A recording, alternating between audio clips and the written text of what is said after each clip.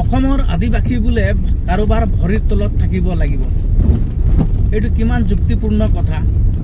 সংবিধানে কি কয়?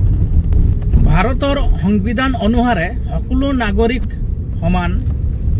কোনো জাতি জনগোষ্ঠী বা ধৰ্ম কোনো তল বা ওপৰ হ'ব নোৱাৰে। ইতিহাস দেখুৱাইছে আদিবাসী সমাজ অসমৰ মূল অংশ।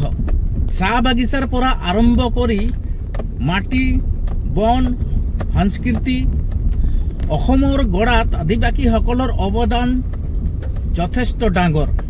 কাৰোবাৰ ভৰিৰ তলত থাকিব লাগে বুলি কোৱা মানে শোষণক স্বীকাৰ কৰি লোৱা। এই চিন্তাধাৰা মানুহক শিক্ষা চাকৰি সুযোগৰ পৰা আঁতৰাব বিচাৰে। ই সমাজৰ বিকাশ থমকাই দিয়ে। যোগ্যতা শিক্ষা আৰু পৰিশ্ৰম মানুহক ওপৰলৈ তোলে, জাতিয়ে নহয়। আজিৰ যুগত কাকো তলত ৰাখিব নোৱাৰি। যিয়ে শিকিব কাম কৰিব সজাগ হ'ব তেওঁৱে আগুৱাই যাব। সঁচা কথা ক'লে এই ধৰণৰ কথা। ভীতি অজ্ঞানতা আৰু শোষণৰ চিন্তা ফল।